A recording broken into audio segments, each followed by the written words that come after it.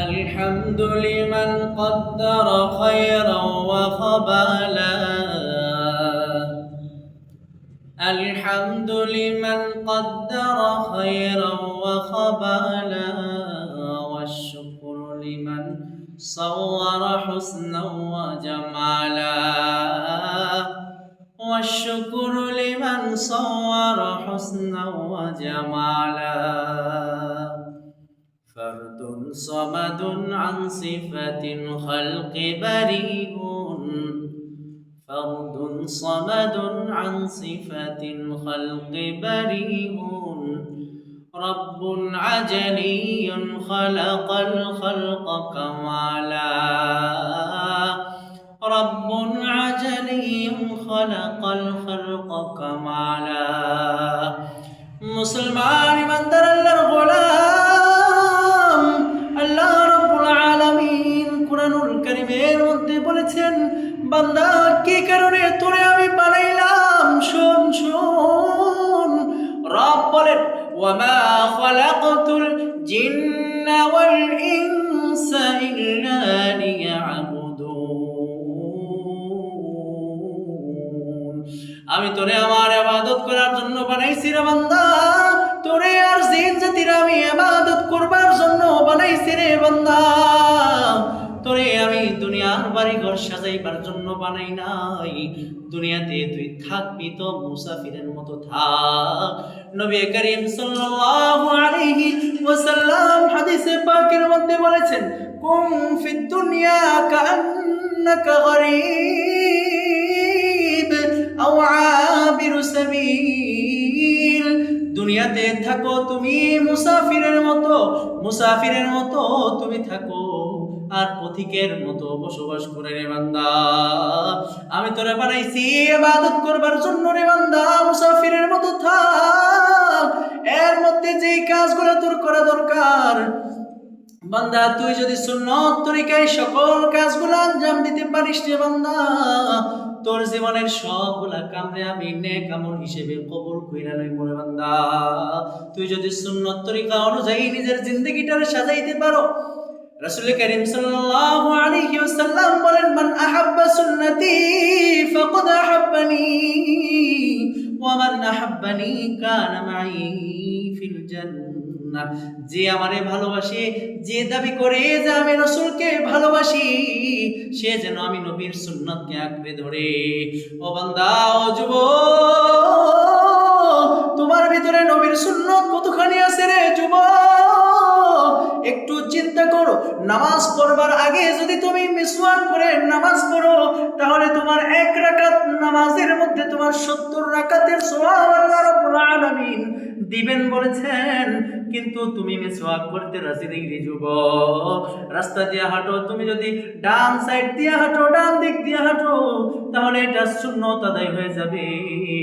তুমি ফজরের নামাজ আদায় করো, ফজরের 2 রাকাত সুন্নত নামাজ আদায় করিয়া তুমি বিবির সাথে গালে হাত দিয়া হালকা একটু কাত হয়ে যদি বিবির সাথে কিছুক্ষণ আলাপ করো রে যুবক, এটাও সুন্নত হিসাবে আদায় হয়ে যাবে।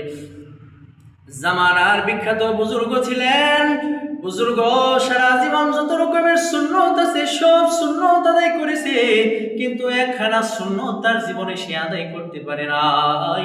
তিনি যখন ইন্তেকাল করবে, ইন্তেকালের আগে ওসিয়ত করে গিয়েছে।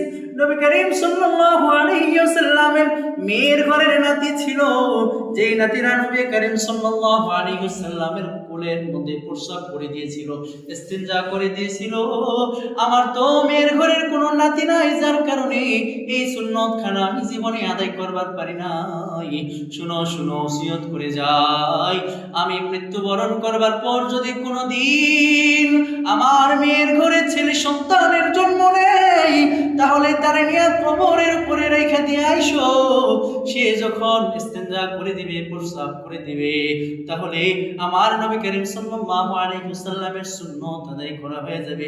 সুন্নতের প্রতি এত বেশি মহব্বত ছিল হযরত সাহাবায়ে কেরাম রাদিয়াল্লাহু তাআলা আনহুম মাঝে মাঝে যখন রাসূলের সেই পুরানা পথ দিয়ে হাঁটতে যাইত, মাঝে মাঝে দেখা যাইত যে শুধু শুধু অযথায় একটা জায়গায় বসে ইস্তিনজার মতো করে ভান করেছে, কিন্তু ইস্তিনজার হাজত তারা সারে নাই। সাথের খাদেম খুদ্দাম তাবেঈ যারা ছিল জিজ্ঞাসা করতো, হযরত কি কারণে এখানে ইস্তেঞ্জার ভান ধরলেন, কি কারণে বসলেন, ইস্তেঞ্জার হাজত তো সারেন নাই। সাহাবায়ে কেরাম উত্তর দিত, নবী করিম সাল্লাল্লাহু আলাইহি ওয়াসাল্লাম যখন এই পথ দিয়ে গমন করেছিলেন তখন এই পথে যাওয়ার সময় ইস্তেঞ্জার হাজতখানা এইভাবে সেরেছিলেন। নবীজির সুন্নাত আদায় করবার জন্য, অনুসরণ করবার জন্য এখানে এইভাবে বসেছি।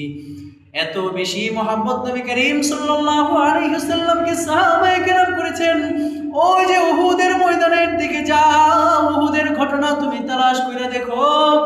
হযরতে উম্মে উমারা রাদিয়াল্লাহু তাআলা আনহা, আল্লাহর রাসূলের মহিলা সাহাবী, উহুদের মাঠে যখন ঘোষণা হয়ে গেল নবীজির ইন্তেকাল হয়ে গেছে, দৌড়ায় উম্মে উমারা যায়। কে যেন পিছন থেকে ডেকে বলে, উম্মে উমারা তুমি সামনের দিকে দৌড়ায় না, তোমার স্বামী শহীদ হয়ে গেছে। উম্মে উমারা বলে, খবরদার খবরদার, এই সংবাদ আমারে দিবা না, আমারে বড় আমার নবী কেমন আছে। আবার সামনের দিকে দৌড়ায় যায়। আবার কে যেন ডেকে বলে, তোমার ভাই শহীদ হয়ে গেছে। উম্মে উমারা, লাশ আসতেছে, লাশ আসতেছে, দাঁড়াও, সামনের দিকে যাও না। উম্মে উমারা বলে, আমার নবী কেমন আছে সেই উত্তর আগে আমারে দাও। আবার দৌড়ায় সামনের দিকে উম্মে উমারা যায়। পেছন দিকে কে যেন বলে, উম্মে উমারা তোমার আদরের সন্তান যারে তুমি 10 মাস 10 দিন পেটে ধারণ করিয়া দুনিয়ার মুখ দেখাইছো, উম্মে উমারা তোমার সন্তানরে তুমি হারায় ফেলছো, সে তো শহীদ হয়ে গেছে।